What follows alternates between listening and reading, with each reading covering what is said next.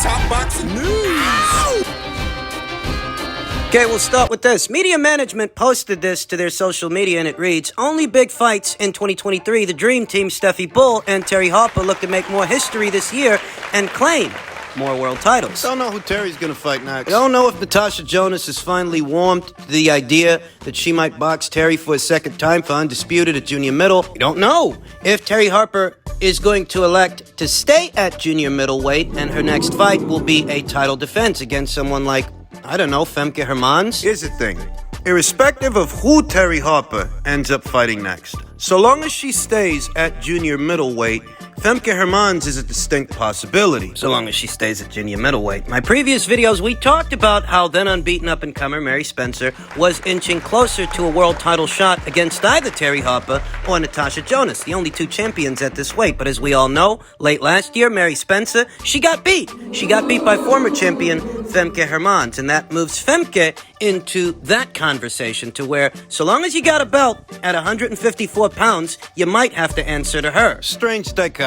Before Mary Spencer suffered her first professional loss to Femke Hermans, I stated several times I really didn't like Natasha's chances against her. I didn't like Terry's chances either. Didn't like either of their chances against Mary Spencer. Even now I'm ambivalent because Mary's so much bigger than they are. There's a noticeable discrepancy in size between Mary Spencer and Natasha Jonas and Terry Harper. These are super featherweights who made their way up to junior middleweight, whereas Mary Spencer, you'd have to cut off her legs. She's a true junior middle. They're not. Strange dichotomy.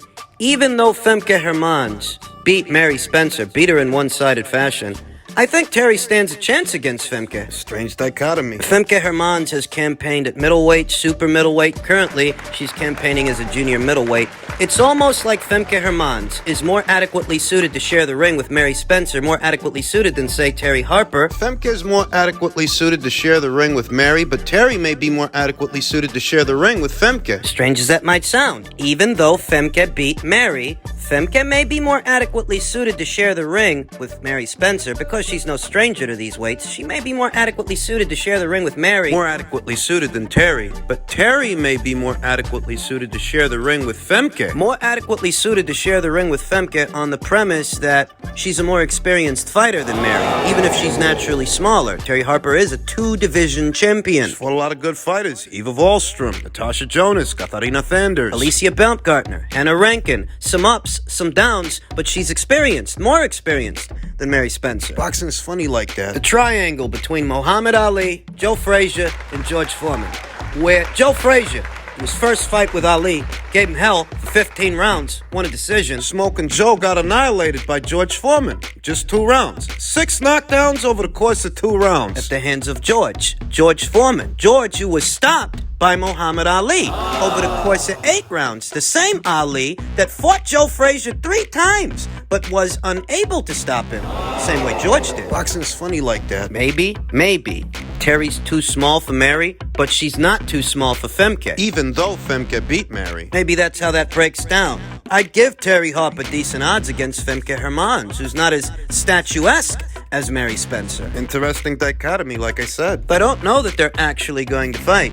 You see what media management is saying, you see what Terry Harper is saying. They want big fights, and Harper versus Hermans, while it's a good fight, I'm not necessarily sure it's a big fight, though. If Terry continues to campaign as a junior middleweight, there is a distinct possibility that she might have to defend her WBA title against Femke Hermans. They're talking about picking up more world titles, but the only way to pick up more world titles at junior middleweight is to take on Natasha Jonas. She's the only other champion at that weight. That is, unless Terry Harper plans on moving down. Maybe she wants a Jessica McCaskill fight, pick up some titles at welterweight, shoot for becoming a 3-division champion. Now, Jessica is coming off a loss, and she's getting up there in age. Maybe Terry and Steffi feel now is the right time for that fight. At the same time, perhaps Rick and Jessica are telling themselves, if Alicia Baumgartner could stop Terry Harper, we can stop Terry Harper. Alicia's a super featherweight. We've campaigned at super lightweight, welterweight. So maybe they like their chances, both teams respectively, and maybe that fight happens because they're talking about picking up more world titles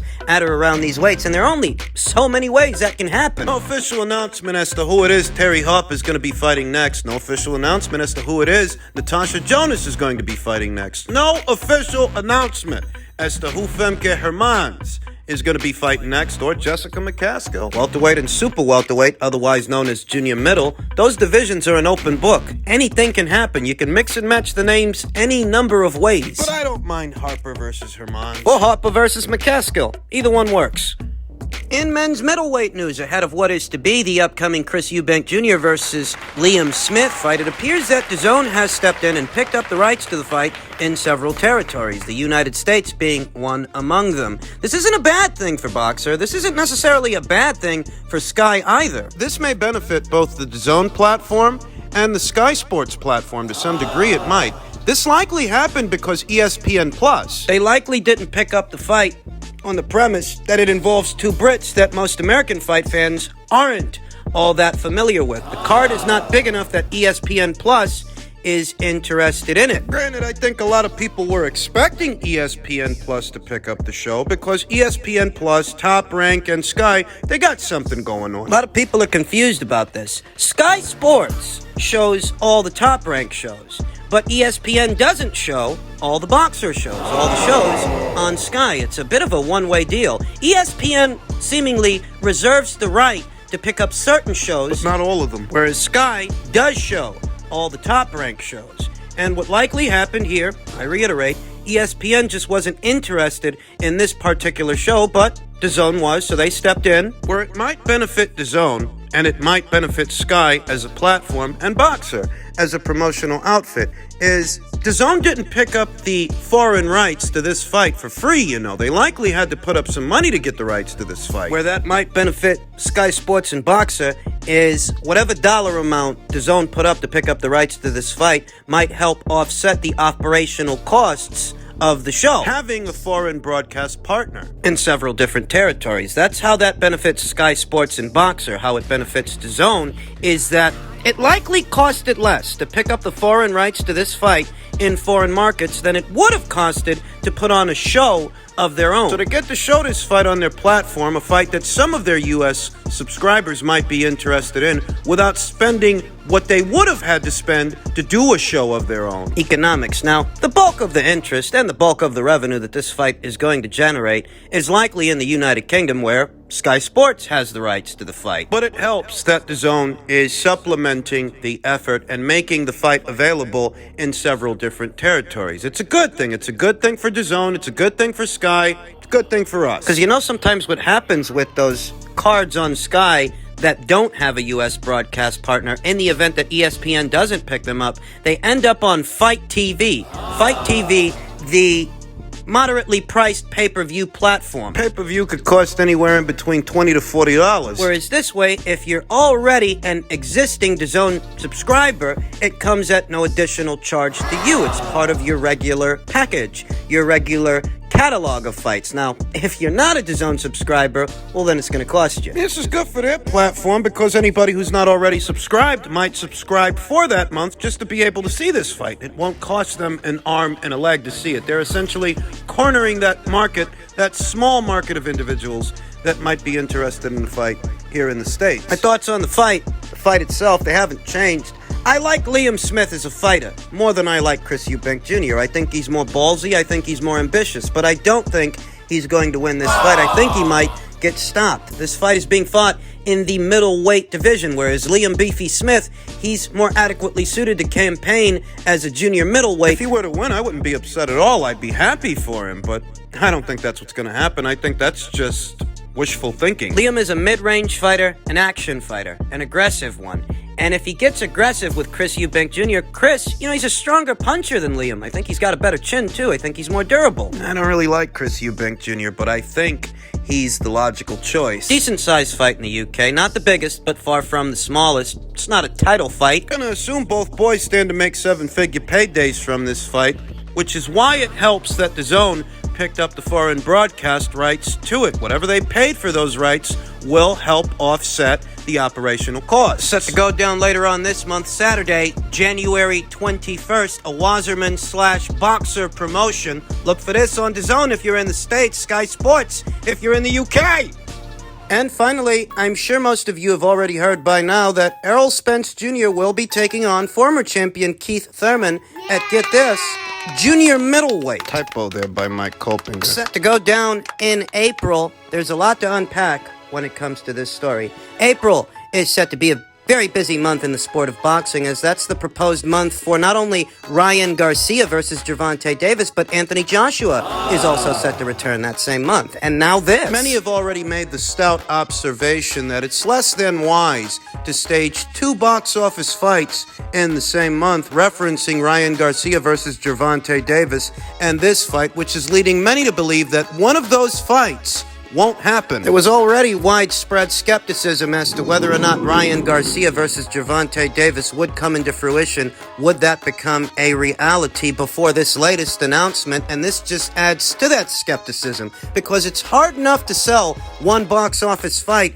in today's economy. One is pushing it. Two is asking for too much in the same month. There was something unsettling, something suspicious about that announcement they made weeks ago that Ryan Garcia and Gervonta Davis had reached terms, only for them to follow up with another announcement that Gervonta would be facing another Garcia, Hector Garcia. It's almost as if they used the announcement for one fight to help sell the other, as a prelude to the other, because Hector Garcia doesn't have Ryan Garcia's profile, his notoriety. Garcia versus Davis is supposed to be going down on the Showtime platform. On what platform will this fight take place? This fight between Errol and Keith. Will it go down on Fox as a PBC on Fox pay-per-view? For the longest time, industry insiders like Marcos Villegas have speculated that last year was supposed to be Fox's final year in the sport of boxing, and their deal with the PBC would be up. They would not renew. If that's true, what are they going to do? They're going to bill all these fights on Showtime? 2 pay-per-views in the same month in this economy. Not everybody's got money to play. Not everybody has enough money to throw around to purchase 2 separate box office fights in the same month. And for some, they'd be forced to choose. I think if they had to choose, they'd choose the Garcia versus Davis fight over the Spence versus Thurman fight. They don't call boxing a poor man's sport for nothing. If they have to choose between those 2 pay-per-views, that's the one I think they'd choose, but that's also the one that's least likely to happen. So there is that to consider. Still a lot to unpack when it comes to this fight. It's being billed as a junior middleweight contest, not a welterweight contest. For many, what that heralds is Errol Spence Jr.'s ascent and effective departure from the welterweight division. If you've been following this channel the last 2 or 3 years or so, you'll have heard me say this before. I don't know how much longer Errol can keep making welterweight. He's busting at the seams, and in April of this year, it will have been exactly a year's time since Errol Spence Jr.'s last fight, the unification match with Yordanis Ugas. On that kind of schedule, Errol Spence Jr. likely can't make welterweight within that time frame. He just can't make it, having not seen action. I mean, I don't think he can make it anymore. For Keith Thurman, it's a bit of a fruitless endeavor, because if by some chance he were able to upset the apple cart for Errol, what would he really have to show for it? Errol's 3 titles are down there at 147. This fight is up there at junior middle. Not that many people are picking Keith Thurman to beat Errol Spence Jr. He's likely the betting underdog with the bookies, but the betting underdog by a considerable margin. I mean, most people, even ones that don't have very high opinions of Errol, they're still going with him to beat Keith Thurman. Though on the off chance that Keith pulls the upset, he doesn't become a 2-time welterweight champion. He really doesn't get that much out of this. He's getting the short end of the stick in order to accommodate Errol. Because if this is intended to accommodate anyone, I'd say it accommodates Errol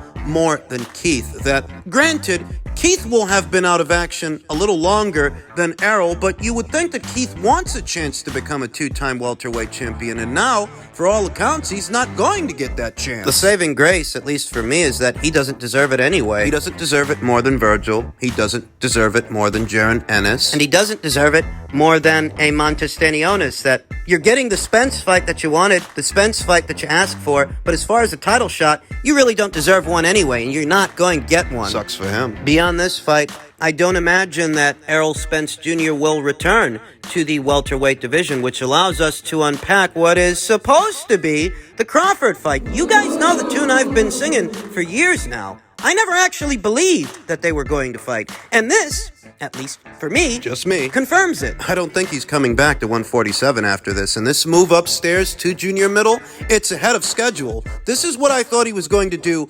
after the Thurman fight. I figured if he beats Keith, he'll move upstairs, he'll fight Sebastian Fundora. There's a common opponent between them in Carlos Ocampo, which is why, in all likelihood, they staged that fight to begin with, the one with Fundora and Ocampo. That's the move I think he's going to make beyond this fight. I don't think he's coming back to welterweight. And if he doesn't, Undisputed is dead. Not that it was ever really alive. It wasn't, I told you. I felt that fight won't materialize. If by some chance Terence Crawford follows him up there to junior middleweight, neither one of those two guys are champions at that weight. So if they were to fight, it really wouldn't be for Undisputed, now would it? There will not be an undisputed champion in this welterweight era due to Errol Spence Jr. and Al Heyman's PBC and what they've done to today's welterweight division. The alphabet organizations are accomplices in all of this. They are complicit because they're allowing Errol to hang on to these belts knowing that there are mandatories outstanding. And knowing that his very next fight isn't even going to be in a welterweight division. One of the sanctioning bodies, or all of them, I forget which. Doesn't matter. They're supposed to be giving Errol about 90 days to negotiate the fight with Terence Crawford, but